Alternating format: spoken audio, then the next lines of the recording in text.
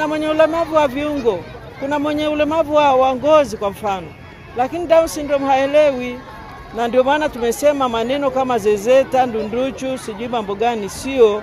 Watoto wetu ni kama watu wengine, kweli wamelemaa kiakili, lakini ni watu ambao wanapaswa kutambuliwa. Wito wangu ni kwamba serikali itumie nafasi. Sensa ya 2022 hawakutambuliwa kwa sababu watu walipopita kwenye ile nyumba, watu wa sensa wenyewe hawafahamu, kwa wakapita tu. Sasa tunasema hivi, iwezekane kabisa katika ngazi ya kijiji, hata wakati wa kuandikisha wapiga kura kwa zoezi la kupiga kura, iambatanishwe fomu ya kusema, je, nyumba hii na mtoto mwenye Down syndrome? Lakini ili julikane zaidi, awepo mtu wa Down syndrome awe nao. Kwa mfano hata pa Mwanza tu kuna wazazi wenye Down syndrome wakaambatana na wale wanafanya hiyo niite mini sensa, wangejulikana. Kwa hiyo kifupi ni kwamba hatujui idadi ya watu wenye Down syndrome Tanzania, japo katika kuzaliwa dunia nzima mtoto mmoja katika watoto 800 au 1000 anakuwa na Down syndrome. Kilio chetu kikubwa ni kupaza sauti kwenye serikali watambue hao watoto. Inawatambueje? Vijijini kuna watu hawaangalii TV, kuna watu hawana redio, hawajui kabisa, na ndio wanaendelea kuficha hao watoto, na hao watoto wanaendelea kuathirika, na hao watoto mwisho wake ni umauti.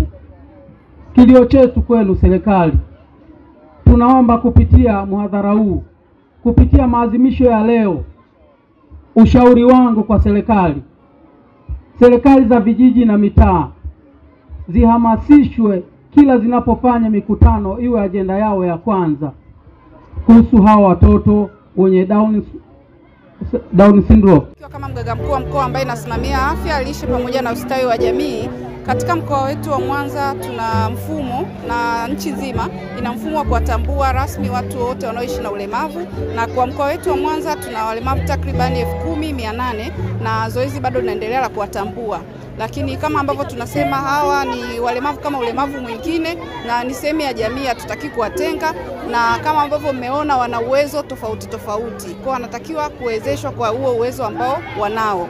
Lakini sisi wataalamu wa afya tunaendelea kutoa wito kwa jamii, kwanza mama anapojigundua mjamzito kufika mapema kwenye vituo vya kutolea huduma za afya ili apatiwe huduma stahiki, uchunguzi kwa ajili ya kuweza kuwatambua, lakini pia kupatia matibabu sahihi kuzuia ulemavu wote ambao unaweza kutokea hapo baadaye. Lakini pale ambapo mtoto anazaliwa na kukutwa na hii changamoto, wafike kwenye vituo vya kutolea huduma za afya, kwa sababu kuna huduma mbalimbali za utengamao ambao pia wanaendelea kuzipata ili kuwawezesha kufanya shughuli mbalimbali katika maisha. Mambo ambayo yamepitwa na wakati, mambo ambayo yana dalili ya unyanyasaji, unyanyapaa, ni lazima tuyapinge kwa nguvu zetu zote. Wakina baba ni lazima tuwe msaada kwa wakina mama ambao wamejifungua watoto wenye Down syndrome.